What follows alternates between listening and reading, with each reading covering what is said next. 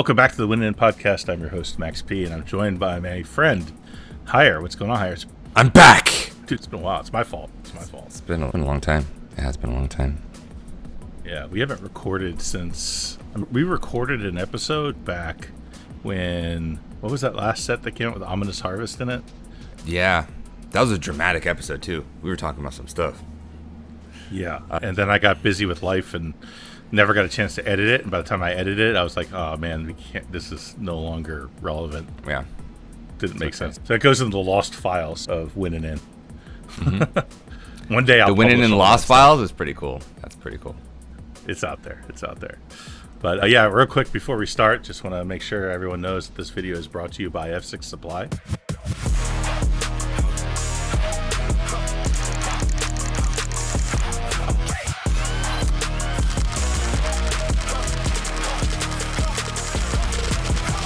F6 Supply is your one-stop shop for premium tournament accessories. From Benishoga Playmats and high-quality dice to our custom token pack, F6 has everything you need to up your tournament game. Every design is original art, never AI. Shop online at shopf6.com or visit our booth at cEDH tournaments nationwide. Level up your game with F6 Supply. How you been, man? What have you been up to all this time? I know the Fishbowl came and went, right? Yes. Then. It definitely did. Yeah, the Fishbowl came and went. It was a great event. Like, the atmosphere was awesome. The people there were great. We had Anthony Palumbo and Winona Nelson there. They were awesome. People really liked seeing them, getting all of their cards signed. Yeah, food was good. The players were good. The rounds went fine. No big, snap. It was good. Smooth event. I think that the biggest thing, and I think a lot of vendors or a lot of TOs are feeling this right now, is cEDH players are exhausted from the amount of events that are happening, so they are unable to go to all of the events, and even Fishbowl saw a dip in numbers. So I would say that if you are planning a cEDH event in the near future, for you to time that event well and maybe reach out to other TOs to see if you are conflicting with them and try to make it known that you're having an event. Yeah, I think I had Baldy on a couple episodes ago to talk about the whole Excalibur situation, which is kind of sad at this point because I think the writing is on the wall, and I think we're going to see Excalibur kind of slowly retreat from cEDH being its main focus. I mean, I don't think they'll go away completely, but I think they're going to back off of the full accelerated cEDH plan, which sucks for us. But like you said, I think people are kind of a little bit event burned out right now.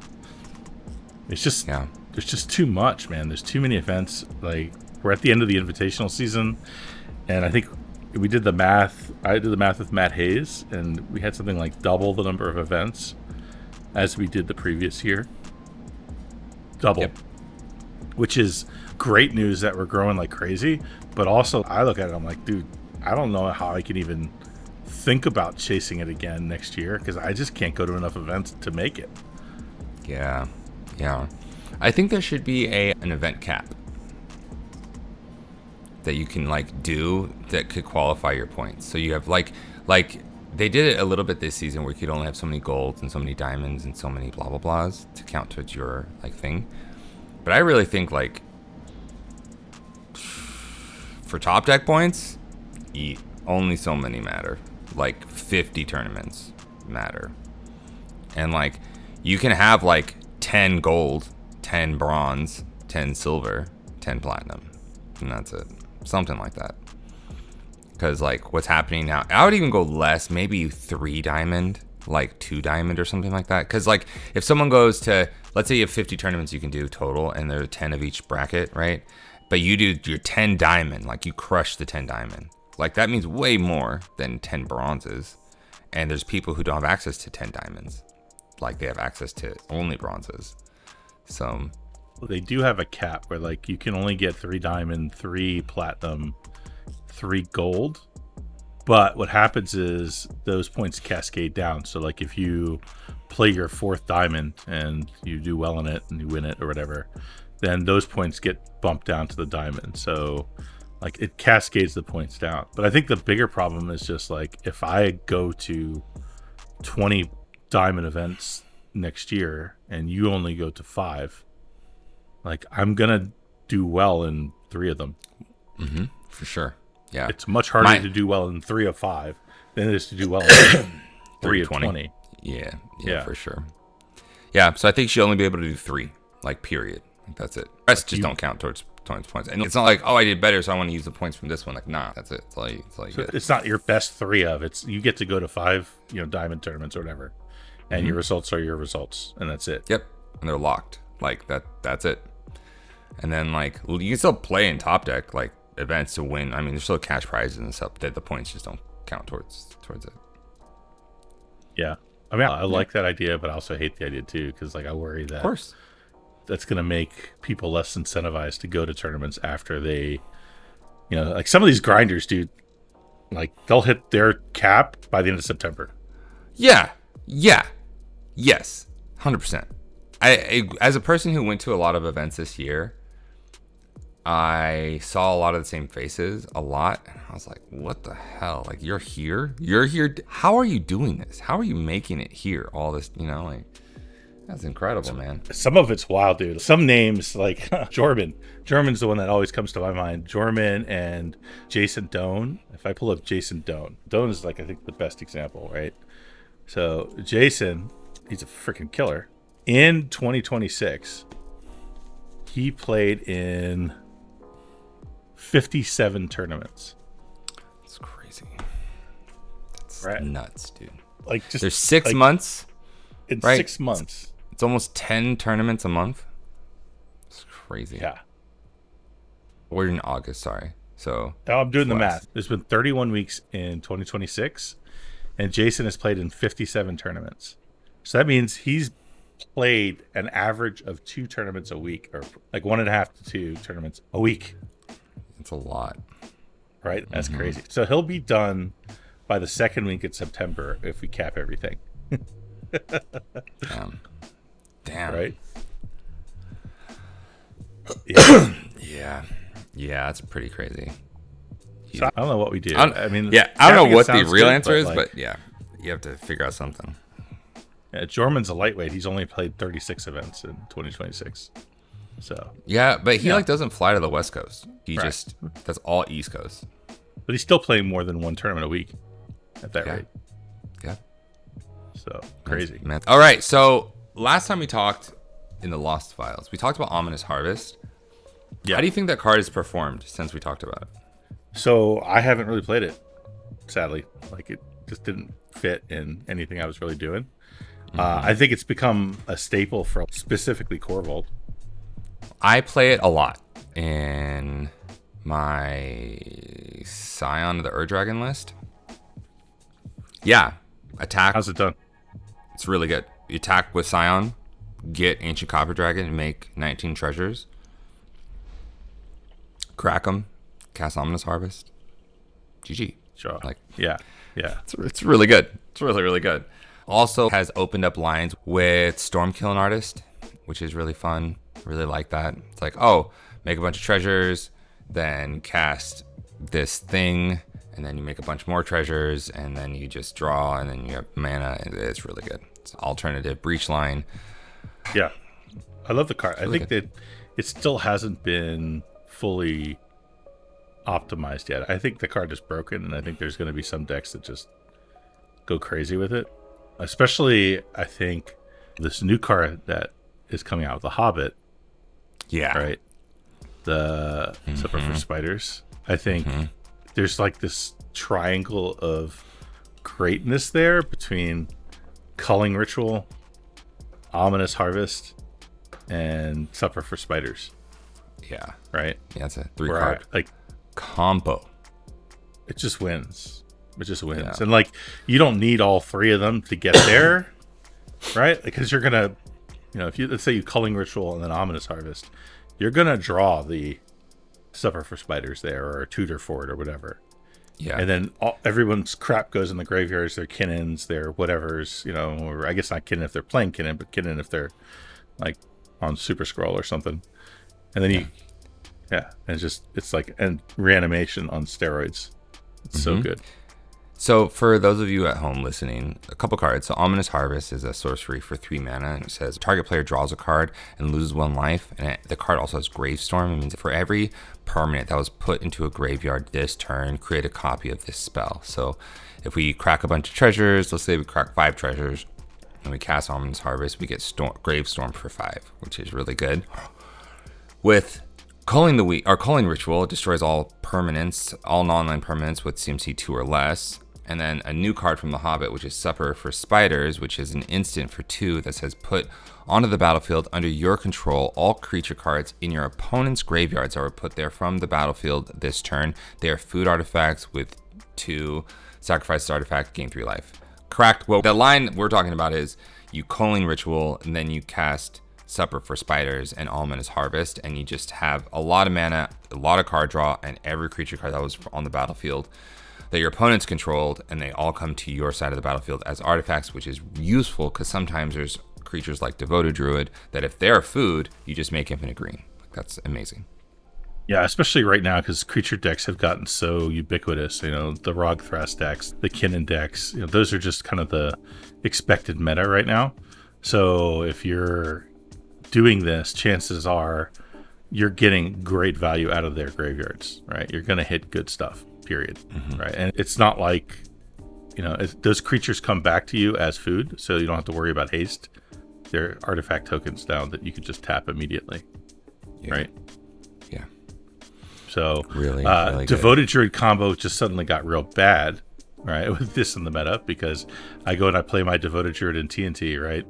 And I'm like, I could just sit on this. I can kill it whenever I need to, no problem.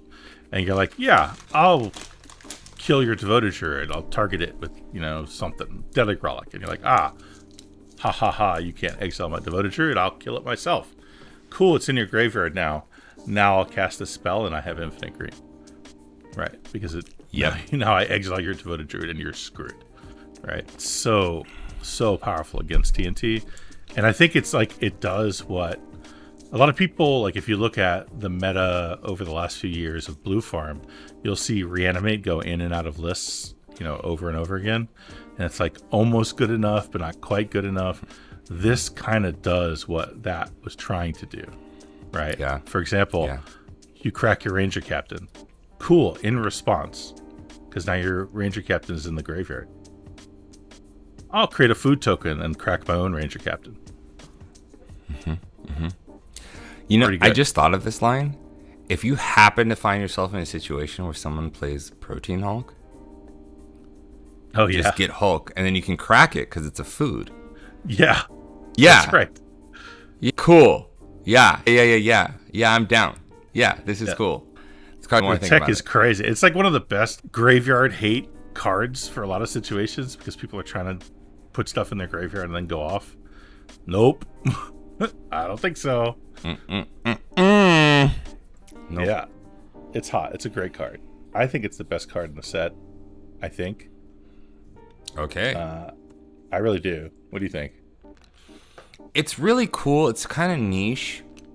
I think if you have the ability to, when we were talking about this card, I was like, if you put cards in your deck that say destroy all everything, then I think this card is gas. Like, this card's really, really good.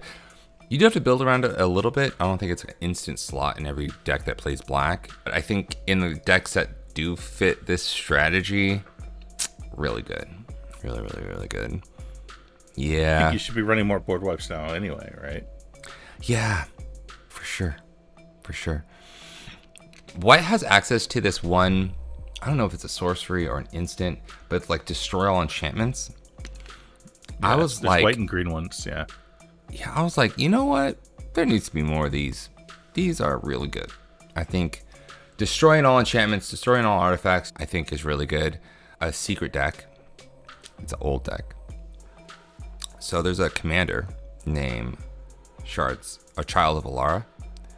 Okay. And Child of Alara says when it dies, destroy all non-land permanent. It's Wooburg, right? So like, that isn't the best commander. Like, it's just like, whatever. But the idea of the deck is that it's a turbo mnemonic betrayal deck. That's all it wants to do. So it wants to destroy everything and then get everyone's stuff. That's like what the deck wants to do. In that deck, there's a bunch of enchantments. I forgot what set it came from, but it basically says during your second upkeep after this card is played, if there are 2 or more lands that each player controls, destroy all lands. If there are 2 or more enchantments, destroy all enchantments. Something like that. It's really, really good if the idea is that you want everyone's stuff to go away. This Child of Alara deck is really good at just keeping the board clear because it's tribal board wipe, and then you use as your payoff is demonic betrayal, so you're not just like doing nothing for the entire game. Now you have to be really selective on what you want to remove because you might just unintentionally give the game away to somebody. But I think this with cards like this, Supper for Spiders, there might be something there. Yeah, I think it's good timing meta-wise for a card like this, right? Because now is the time where we want more removal and we want to kill more stuff and put more things in graveyards from the battlefield, so it makes sense. There are some other cool cards also from the set that bear mentioning. I think the one that everyone talks about the most is Gleaming Splendor, right? And I think that's sort of insta-staple that gets played in everything, and I'll read the card to you real quick. It's a enchantment. It costs 1 white, and it says whenever an opponent draws their second card each turn, you create a treasure token. So sort of like baby Smothering Tithe. But then it has the text that I think matters the most, which says 2 and white activated ability. 2 target players each draw a card. All right. Yeah. So basically, Fairy Mastermind text, right? So just like Fairy, if you have this plus a Smothering Tithe plus a Zerta or another Smothering Tithe, then all of a sudden you can do the thing where you activate it over and over again, make someone draw themselves out, and you get plus treasures as you go. Yeah, this is a cracked card. The card is so good. The fact that it's, in my mind, it's better than Fairy Mastermind only because you have the ability to make other players draw cards. With Fairy, it's everybody. So like a lot of the time what will happen is that you'll have Fairy like, okay, I'm gonna draw everybody out, and everyone's like, oh well, you're drawing everybody, so you have to like do a lot of like wonky stuff, or you need to have like endurance or something like that to like make sure you don't deck yourself. But this just says nah, like silence, and this with infinite mana means you're dead. And like you can just use it to draw cards yourself and create a treasure, basically. So like active player's turn, you make them draw a card and you draw a card, and now you get 2 cards and a treasure versus their 1 card, which is pretty good rate.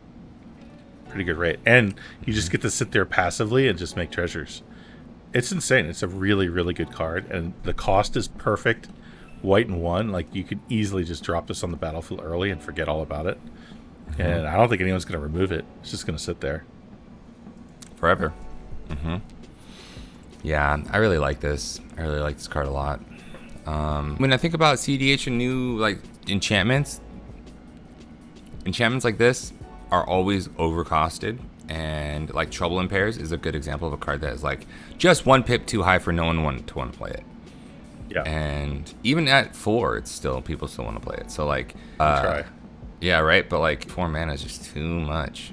But 2 for an effect like this, solid. Easy. Solid. Such an easy include in your deck. Like it costs you basically nothing. Like you're gonna play this card. Yeah, I think this for me is the #1 contender for best card in the set for cEDH. Yeah. I think it's definitely the most playable card for cEDH. Yeah. By far. Other cards that are interesting, like we'll go through a couple more. Bilbo's Gambit. Bilbo's Gambit reads is it's an instant. It costs 1 white, and it says gift a treasure. Return target spell to its owner's hand. If the gift was promised, players can't cast spells this turn. What do you think of that card? Bilbo's Gambit is really interesting. I really like the idea of someone casting a Nas or a Final Fortune or a blah blah blah, and you saying, nah, you know what? This person over here gets a treasure, and we're all silenced. We're all silenced, everybody. No more spells. Let's just call it a day. It's pretty cool. What I love about it is it's, the common problem you run into with silences is you're like, I really want to cast a silence, but if I cast a silence, everyone is going to freak out and think I'm winning immediately. Right? This, because it's symmetrical, is going to resolve. Like, it's going to resolve. And here's a treasure for your trouble, so just let this happen. Right? So it's just way more likely to resolve. On top of that, the other thing I like about this is if I'm playing a deck that can win with activated abilities. Gas, for sure. Yeah. I'm playing Super-Skrull. I've got activated abilities. I've got a Kinnan on the battlefield. If I flip the right thing off this Kinnan, I could win right now. And I don't even have to cast any more spells. Right? It gives you those kind of openings that you can do those kind of things. Right? Yeah, that's fair. Tyam. Wow. This is a Tyam card. Tyam would love this. Yeah, Tyam says, hey, you know what? Let's just... Well, wait a minute. Hold on. Let me look at this. So the big difference between Silence and this card is that this card needs a target. So you can't just like open up with this. Someone has to put something. It's a very defensive card. Yeah. But that's what I love about it. Like, you get to feign, friendliness. Like, oh, we got a problem here. We're going to have to deal with this. All right, well, I do have this one spell. Like, we really don't want, Blue Farm to resolve the Smothering Tithe, right? We need to stop this. I do have a way to stop this. I can put it back in their hand. I'll give you, Bob, a treasure, and then they can't recast it this turn. Mm-hmm. Right? Everyone's like, yeah, thanks, bud. Appreciate it. Yeah, that's cool. That resolves. I'm like, cool. Now that that's resolved, I'm going to start activating abilities and see where we go. Yeah, I could see this being a friend of Super-Skrull for sure. Roast deck. Yeah.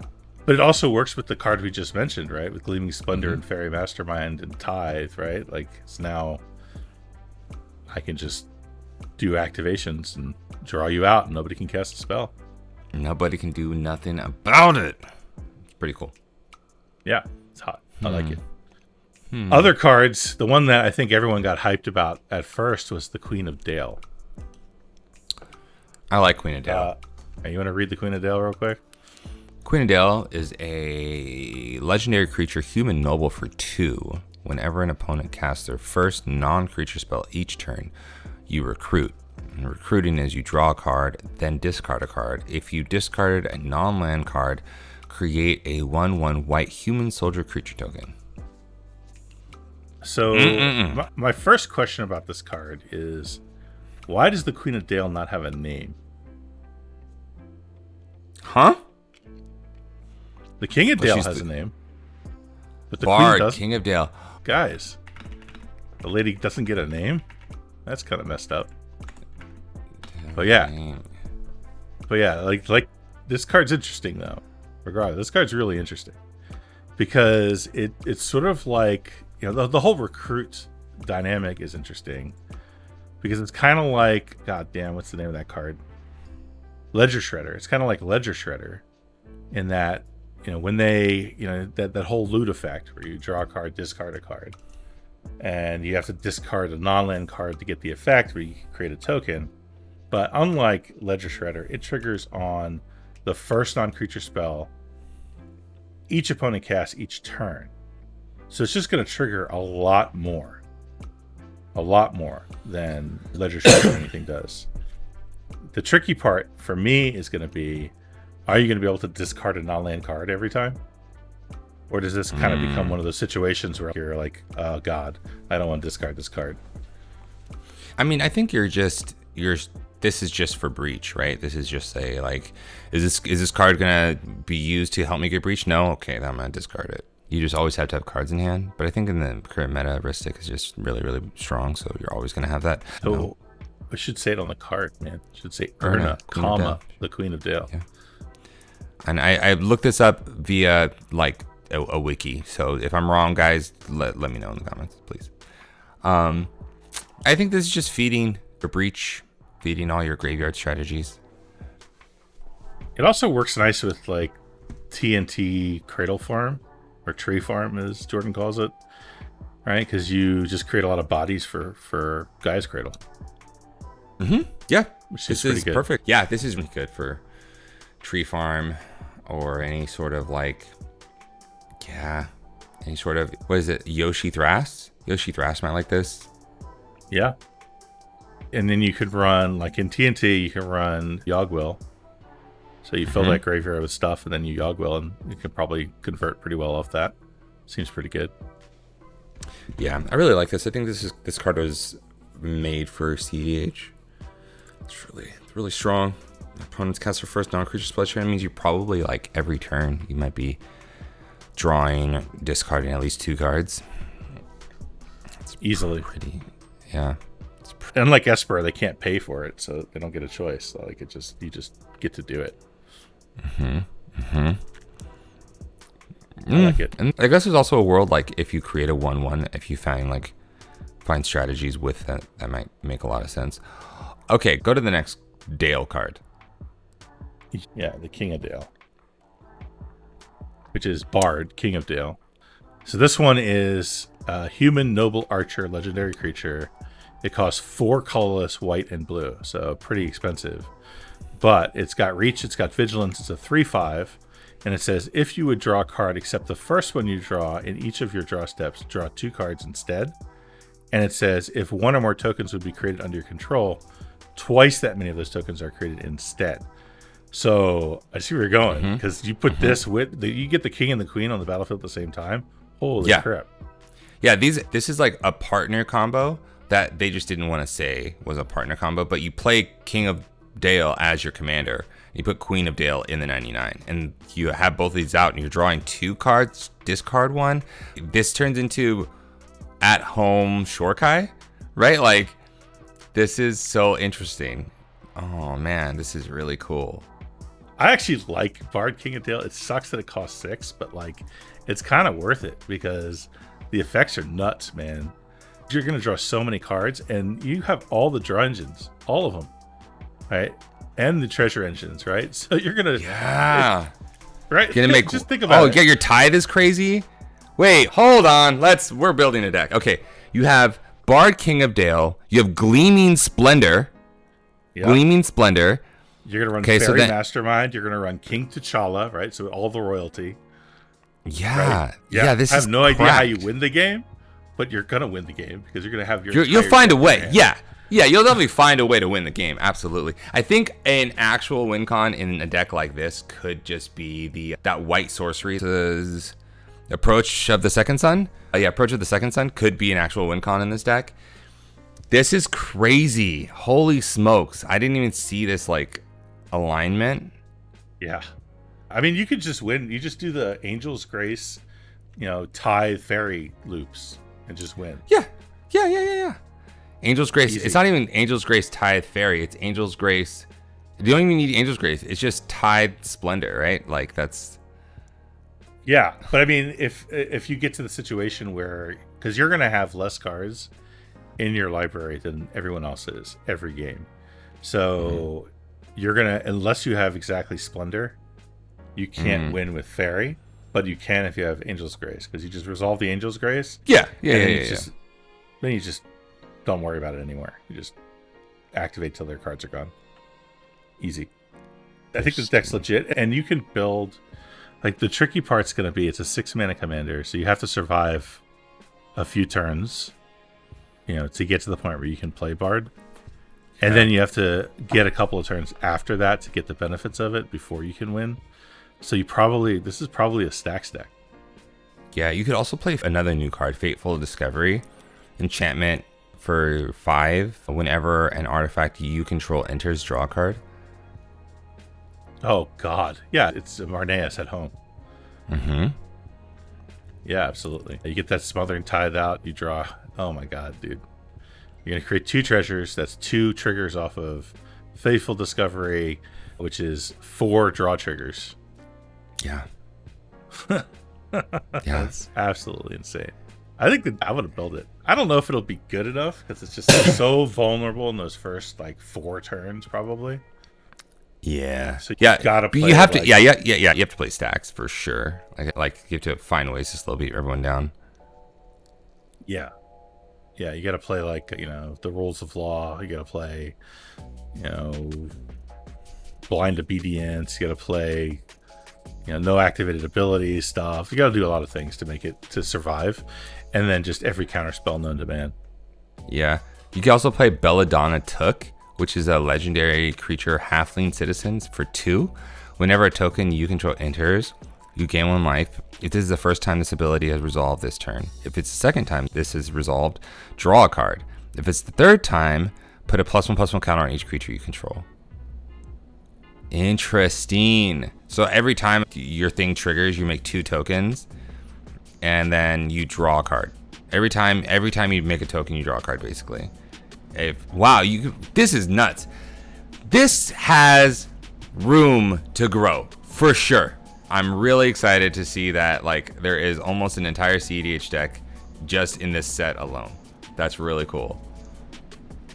Yeah, this set is a little bit underrated. There's some really cool cards in here, so I think we'll see a lot of play for sure. And that's 2 sets in a row now where we got a lot of powerful cards. The Marvel superhero set gave us a lot of stuff too. These 2 sets together, I don't think people realize how much cEDH got in those 2 sets. It's kind of wild. Yeah, I know Sisay just ate. That's all Sisay got. Sisay was like, hey, you know what? I'm the top dog now. You want your spells to result? You got to go through me now. Yeah, Shang-Chi's kind of broken. I like that card. Shang-Chi is a broken card, dude. That card is insane. Okay, so we have an entire deck, but we have one more card. Do we have any more cards here? No, I think we got all. Okay, good. Because my brain is breaking because all I want to do is build this deck now. Yeah, I feel you. I may or may not have opened a Moxfield myself to mess around a little bit. May or may not have. Yeah. It's pretty good. Pretty good. Yeah. And if you guys could think of cards that we're not thinking of that should be slam dunks in here, other than the obvious stuff, put it in the comments because we'll add it to the deck. All right. Yeah, and I think this may be my LobbyCon deck for the Invitational. That makes a lot of sense. It's just crazy. I don't know. I like that they're putting all this stuff at 2 mana. 2 mana feels really good for what cEDH wants to do. Yeah, everything costs playable cards. Very playable. Very, very good. All right. Yeah. So what's new in the panel world? Anything to talk about there? Anything interesting going on? Anything coming out? Nothing that I can say publicly, but I will say that there is a lot that we're working really hard to try and make the best decisions for the format, and that at least for us, the feedback that we got for the survey was great. A lot of the qualitative pieces were awesome to see. It was also nice to talk. I talked to so many people about Rhystic Study, and that was good. It gave me a really well-rounded opinion of the card.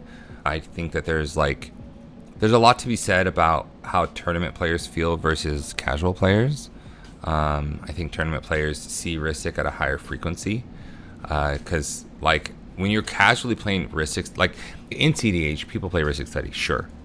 But you probably are not playing Rog Ishai as a casual deck with your friends because it's not fun. It's not fun to play against it. Your friends probably are sick of it. It's a really good aggressive control deck, and I don't know. When I'm playing with my buddies, I play nonsense. I don't you want to just counter everything. Okay, that's fine. I'm not gonna play with you anymore. This wasn't fun. Why am I here? Yeah, but I think a lot of my audience specifically exists in the tournament space. Mm-hmm. So it's hard to get our heads around the reality that cEDH isn't just in the tournament space. Mm-hmm. Mm-hmm. Right? There's a whole other population of players who play cEDH at home or casually at their LGS or whatever. And they're getting their goals, and the reason for building decks and the way they do things is very different from the way I do it. Mm-hmm. And a lot of times we get bent around the axle of saying, hey, look how terrible Rhystic Study is in tournaments, which is Mm-hmm. I think we've beat that horse enough that everybody understands that. But that's only a portion of cEDH. And the rest of it, I don't think have nearly as big a problem with Rhystic Study as we do. No. And EDH goes further than just cEDH players, where they definitely don't really have a problem with Rhystic Study. So from a panel perspective, you're between a rock and a hard place, because you're going to have a lot of very high pressure, very loud people screaming at you to ban Rhystic Study, and the rest of the population is kind of unheard. Yeah, I mean, like, my personal opinion, not the reflection of the Commander format panel, but my personal opinion is Rhystic Study is a card that creates really tough games. Players are forced to decide if they want to further their own board state or slow down their game plan, while their opponents don't slow down their game plan, and the player who has Rhystic Study is drawing cards anyways. So it's always like, I feel like in most Rhystic games, it's always an all-in of like, oh, okay, well, I have to feed him, because I can't not play Magic. But okay, you do that, and then the person who didn't do it then feels like, well, that sucks, because I was a responsible player, and they're forming a bad opinion of Rhystic Study, and I think that just gets reinforced over and over and over. And now we have a pretty large group, half of the cEDH population, feel that, Rhystic Study should be banned. But there's half that don't. Half that say, no, it doesn't. And I think that's a reflection of like tournament and not tournament players. I think a lot of the people who follow me specifically on like social media and saw the things, shared it on like cEDH Discords and cEDH pages. Some of those are like dedicated to tournaments, but some of them are just people who really who are in a commander specific Discord, so they may not play in tournaments, but they really like Atali or something. I think Rhystic is a problem for sure. I think if I had a magic wand and I had full control of bans and unbans, I'm probably banning Rhystic. I'm also probably banning Tithe and Necro. Those are probably like my 3 bans that all happened at the same time. I think that if Rhystic is gone, everyone goes in on Necro. If also Tithe may not be as good, but based on all the draw engines that we're seeing, I think Tithe is still pretty good. I mean, at the very minimum, it's still drawing cards. For me, the problem, I guess the basic problem I have with Rhystic and Tithe are that they punish you for just playing Magic. And there's no downside to them. It says pay 3 mana, and for the rest of the game, whenever your opponent wants to play Magic, they have to pay 1. That's just it. Right. Tithe. Oh, you in your draw. Like, Tithe should be, the way Tithe should read is, for every card your opponents draw outside of the first card they draw in their draw step, they may pay 2 if they don't create a treasure. But the fact that it triggers in the draw step, I think, is like a problem. It makes it effectively like a 1 mana spell. Like, you resolve it, you get 3 of that 4 mana back immediately, almost for sure. Right. Almost for sure, yeah. But I will say, I think that Smothering Tithe without Rhystic is not nearly as powerful, and I think it probably settles down enough that we see less of it, and it becomes less of a problem immediately. So if it were up to me, and I keep having this conversation with a lot of people, where let's take for granted the fact that I don't think Rhystic Study is getting banned. I don't see it happening, right? And I know you can't speak for the panel, right? And those decisions happen behind closed doors, but my gut feeling is Rhystic Study isn't getting banned, or at least not anytime soon, right? It's on the cusp of being banned. With that being my belief, I think that you can still impact some of the problems we see in tournament play with banning a few other cards. And for me, those 3 cards that I would do is I would ban Pact of Negation, because I think it creates a really unhealthy play pattern where people keep a packed hand that does absolutely nothing just to try to force draws, which I think is terrible. The second card would be Born Upon a Wind. E would be Valley Floodcaller. And the reason I say those 2 cards is because I think there's an unhealthy play pattern where back in the old days, you resolve a Silence or you resolve a Grand Abolisher. Like, congratulations, you've done it. You fought through the mess. You've now resolved your effect. Now you can proceed to winning the game. And now, instead of people casting their Grand Abolisher and the game ending, instead, that's kind of when the game begins. Because everyone's been sitting on that Rhystic Study collecting resources, and now they cast the Flash Enabler, and then all the win attempts start. with that Grand Abolisher Silence effect buried all the way at the bottom of the stack, never to resolve, and those games often, way too often, end in time running out and it being a draw, or it being just a complete disaster of a game. So my feeling is you take those 3 cards out of the meta. It's not as drastic as banning Rhystic Study because there's still plenty of interaction in the format, right? You still got all the other counter spells. You still have other flash enablers. There's still High Fate Trickster. There's still Emergent Zone. Right? You can still do some of those things, but it cuts you off of that toxic play pattern. And I think the meta will settle out into less draw states and less sit on Rhystic do nothing games. Yeah, that's what I would do. Yeah, there's also a conversation to be had about flash photography. There is, I would say there's like 10 cards right now that are like kind of circling each other in terms of most powerful cards in the format that are problematic. And I believe that all of the cards that you mentioned, like Born Upon a Wind, Valley Floodcaller, very problematic. Pact of Negation, sure, I could see that being a thing. Necro, Rhystic, Tithe, Flash Photography. These are cards I think deserve a conversation. Not necessarily about a ban, but just an understanding of where the meta's at. I do agree with you in terms of pace of change. I think we have taken a very slow approach on how we make big changes. The last updates that we had were like the unbanning of, I think, Panoptic Mirror. I think that was the last one. Gifts Ungiven. And Gifts Ungiven, right? And we had one soon. After it was that. more than that. It was Biorhythm. Because we had that. Yeah. I mean, I call it the nothing unbanned because nobody in cEDH cared, really. Yeah, it wasn't like for cEDH. It was just like, these cards don't need to be banned. But I think that the idea, though, is that if we are going to make a ban, we want to be putting this much effort into making sure that's what we want to do. Because there's been cards that have been banned and then unbanned later that we want to operate slowly. These decisions affect millions of people, and we want to make sure that we're not like undoing a lot of the goodwill that has been like built over the last year or two. That now is like, okay, we're kind of trying to just make it so people can have more fun. We keep unbanning cards. We help establish the brackets. We're trying our best to make sure that keeps the pace that it is right now, for sure. But everything's slow. You probably will have like a more robust update after September. There's things that we're doing. And yeah, so we'll have probably a more robust update after September, which is great because I know people are really looking for like a new BNR from us, or at least some more of like just a communication, which I think would be great. And that's something we all work on together. So cool. I guess the last thing to talk about, and this will take a little bit of time too, is just the Invitational itself. Like, you're not coming to Breach the Bay, right? I don't think so.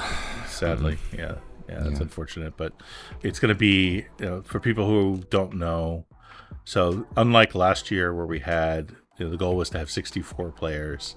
In the previous year, it was 64 players. This year, it's going to be 80 total players in the Invitational. That's basically from the leaderboard plus the people who auto-qualled in certain events. So it ends up with a nice even 80, which is great. Unlike last year where we had a bunch of 3 pods because we ended up with 65 players. For good reason, by the way. This year, we'll have 80. Hopefully, we'll have all 4 pods and it'll be a good meta, a good time. It's going to be a 6-round tournament instead of 7 rounds, which is, in my mind, better. I feel like 7 rounds was just too much for the number of players that we had. So 6 rounds makes more sense to me. Also, the point structure changes just a touch. So instead of wins being worth 5 points, they're now worth 7 points. Draws are still worth 1. Losses are still 0. And the reason that makes sense is because last year we had a situation where we had a player who had 2 wins and several draws get passed for a top cut by a player who only had a single win and all draws. Just mathematically, that's how it worked out, right? Because so in 7 rounds, 1 win, 5 points. Oh, 6 draws makes 11. Yeah. All right. So a player had 2 wins and 1 draw. Didn't make top cut over the player with 1 win, and that we don't want that, right? We want wins should always be the precedent, right? And whoever has the most wins should be making top cut. Period. Right? Doesn't matter how many draws you have. So this fixes that and makes sure that can't happen, because if you have the exact same record last year, 2 wins plus 1 draw equals 15 points, and 1 win plus 5 draws or 6 draws last year is just 11. Well, 7 plus 6 is 13. So you can't pass a player with more wins with less wins. Yeah. Period. And frankly, that's how tournaments should probably be going forward. It just makes more sense. Yeah. There's also, did you see the playmats? Mm-mm. You know those big folding playmat ones? Like, they look like parchment. I'll put it up on the screen. Mm-hmm. So that's what they look like this year. They look so cool. Let me find it real quick here. Yeah. Breach the base. Do you see it? Is it? Yeah. Oh, Here. yeah. Yeah. And there's 4 different playmats. There's one for just making the Invitational, which is a tan one. This will be on the screen. There's one for making top 10 on the leaderboard, which looks even sweeter and makes me wish I had pushed even harder to get to the top 10. And then there's the top 4 of the championship mat, all of which look really, really cool. Wow. This is super. Yeah, shout out to Dootloot, man. Crush this website, too. This website's so sick. Yeah. The Invitational is going to be pretty sweet. I'm really excited to get there. I'm really excited that I made it to the Invitational. I'm really excited to play with my friends there. I'm really excited to see the people who made it. I am not looking forward to some of those rounds, man. They're going to be brutal. Yeah. It's just going to be hard to win games. You're not going to lose a lot of games, but winning them is going to be so freaking hard. Yeah. So Do you know? It's going to be interesting. Do you know how many people have registered already? Yeah, it's 80. No. Not for the Invitational. For the Open event. That I don't know. See, I don't know how many players started because there's 395 seats left. It does say what the cap was, right? So you just subtract. I don't see that. Let me see if I can find it. Yeah, but either way, the fact that they have 395, I think this started at 600, so there might be 205 players that registered already, and we're not even in the rush yet. Like, the rush happens probably starting next week.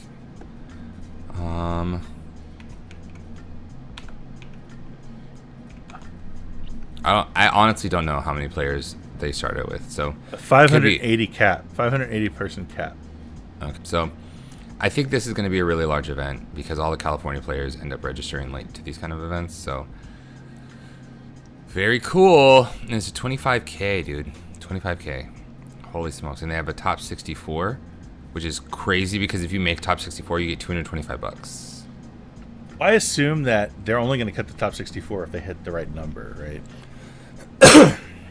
Sure. So they have 185 people registered so far, so it looks like. Mm-hmm. That number will go up. I'm betting it hits close to 300.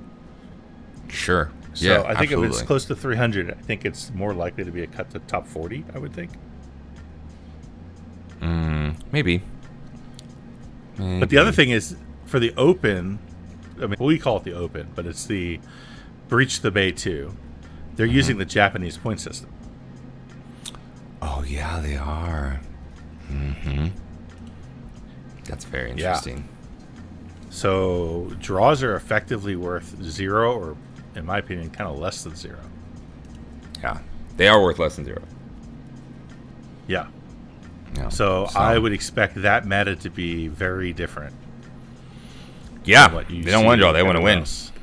Mm-hmm. People are going to be pushing those turbo buttons. There's going to be a lot of quick games where people are just shoving.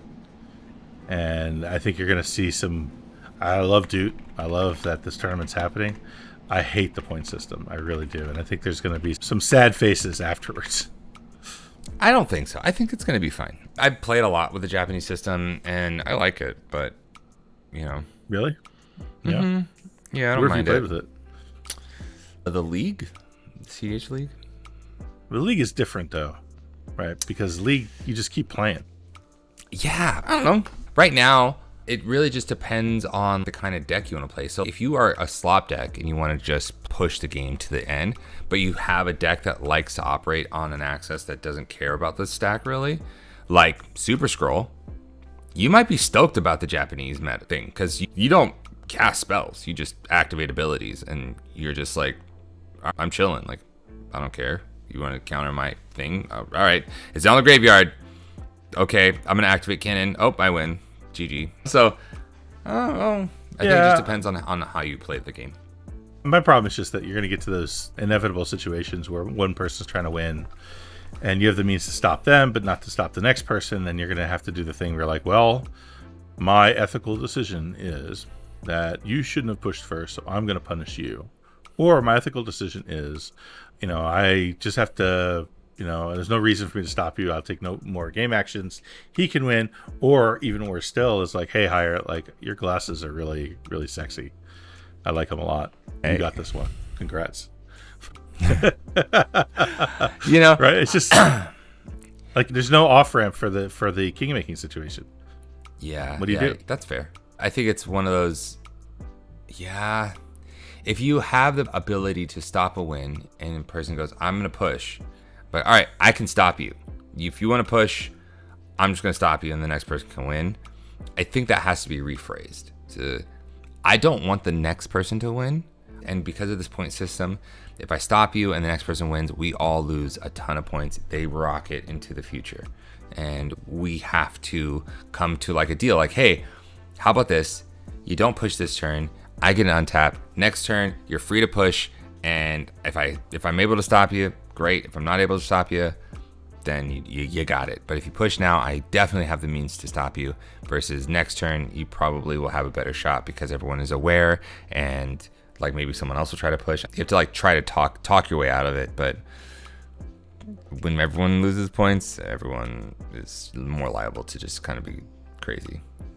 Yeah, and then the other thing is, I think deal making becomes the alternative situation. Like, so instead of trying to make a draw deal, instead you're like, hey, time walk yourself 3 times and hop up and down on 1 foot and touch your nose, and I'll, and I won't win right now. Yeah. and the problem with that is it incentivizes lying. Because I accept that deal. Sure, I'm just going to resolve this Ranger Captain. I'm not going to crack it as we agreed, and I'm going to pass turn. Ranger Captain resolves, I'm cracking it. Thanks. I win now. Right? Those kind of situations will happen. So then, I think what happens first is the deal making sort of supplants the draws, and then lying becomes prevalent, which crushes the deal making, which leads to these really nasty states where you end up king making someone or getting lied to, and those are your choices. Fair enough. I play a lot of Magic. This is a weird segue. The person I'm about to reference is not a liar. Just gonna say that. I play a lot of Magic with Matt Hayes, and by a lot, I mean I am around him a lot in Discord. And one of the things I notice in games that he's in, especially because the pods I watch him play in are usually pods of like really good players, is that there's like way less deals and more just straight Magic. Here's my ad nauseum. Someone has a counter spell, try to counter it. Go for it. All right, try to counter your Nas. Okay, I have Force. Okay, you're forcing an egg. Okay, force an egg. Okay, Fluster, Mindbreak Trap. It's not I'm trying to go and hope to get there because I have no backup for this ad nauseum. It's I have backup for this ad nauseum, and my spells are just better than your spells, and that's why I'm winning the game. Versus, Nas, you have interaction. Okay, let me just Nas for 5. No, I'm just gonna counter your Nas. Like that. That's just we're done. Yeah. And I like that style of Magic. I was talking to another player, Sky. I was talking to Sky a couple days ago about this. Like, I like just straight Magic way more than like deal Magic. I think that you captured why that happens in the beginning of the segue, where you're like, he's usually playing in pods with really good people, right? The higher the level of skill, the less often you see someone push into an ill-advised window and cause that awkward situation, right? They're not putting that Nas into the stack until they're reasonably sure that it's a real shot at a win, right? Yeah. So there's none of that like, I'm just going to throw this Nas on the stack knowing that there's 3 other players here with 7 cards in hand and very likely to just stop me, but maybe I can work out a deal. Like, you just don't see that as often when people are playing at a higher level. They're much better at reading the table, understanding when there's a real opportunity, when there's not. And you just have, I think, better straight magic in those situations. Yesterday, we played a game where kind of that happened, where you were trying to resolve your what was it? What was on the stack? Oh, it was Treasonous Ogre. You're trying to resolve a Treasonous Ogre, and player 4 seed had a Force a Will, and you were like, dude, don't Force a Will my dude. Don't Force a Will it. Let's make a deal. And he's like, nah, I think I'll just counter it. And he won the game. Yeah. And recently a lot of the, not politics, but ways I try to get spells to resolve isn't necessarily to make a deal, but like, if I see the potential of what my deck can do, and I know like the maximum output, like, hey, I know exactly what I'm gonna be able to do at this time, save your interaction for something else, because I'm not winning here. Like, this is not a winning thing I'm gonna do. I've seen more players get insight into like what my deck does or what another deck does, and are able to interact appropriately to like a real threat. And there was a game I played yesterday where something like that happened, where I had a Basalt Monolith with Kennen, and someone had a Besage You. And they're like, how many activations do you have? Mind you, Chrome Mox had my Thrasios, so Thrasios was already exiled. I was like, I have 2 activations. There is no 2-card combo in my deck that can win me the game right now. Period. I don't have that. And he was like, okay, all right, I believe you. I did my activations, nothing happened. And then the next player went for a win on their turn, and they had a Gaia's Cradle, and the Besage was able to hit the Gaia's Cradle. He still won, but I was like it's important to recognize that your interaction is really like vital. It's very specific and hard to get around, and if you waste it just to waste it because you perceive a threat that's bigger than it actually might be, then you're liable to lose it. Yeah, I mean, I lost the game that I just mentioned earlier because I analyzed, I pushed when I didn't have to, I responded to spells that I didn't have to, and I just over rotated, ended up losing what should have been an easy win for me because I threat assist badly, right? And that's like a big part of the game, man. Like, it's hard. It's hard, It's super tough.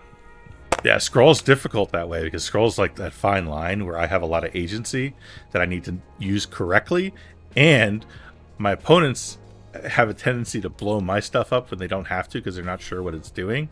Like, so walking that thin line of trying to not use mine when I shouldn't and try to talk other people into not using their stuff when they don't have to, man, it's just tricky, man. It's a tightrope walk. Super-Skrull also can play the cards that we mentioned, huh? It's fine color, run everything. Yeah. The fact that Super-Skrull gets +4/+4 is pretty crazy. It's really good with Supper for Spiders, right? Because you're like, you kill the thing. Yeah, and then reanimate it. Yeah, I could do that. Yeah, it's spooky. That deck can run anything. Like, there's so many ways to build it. I'm still playing. Are you excited? Are you bringing that to the Invitational? Maybe, yes. I mean, maybe. I might not. I am. Yeah, I am. But you don't know. I definitely yeah. Yeah. I'm really excited because it feels really strong. I was pleasantly surprised to see how fast and consistent it got really quickly. Yeah, it's a cool deck. I like it a lot. It's still 1,000 miles from optimized, but that's all right. Yeah. Brother, it's always a pleasure having you on, dude. Always good to talk to you. We talk a lot. We don't just talk on the show. Like, we talk other times too. Like, this is not it. Yeah. Oh my God. Call this guy like almost any of our conversations could be a podcast, though. Like, I swear, like every time. But, dude, pleasure having you on. Love you, man. I'm sorry I won't see you in California, but well, I'll have to find some time to catch up in person. At some point soon. Absolutely, man. Love you, brother. Have fun at the Invitational, and I'll see you all later.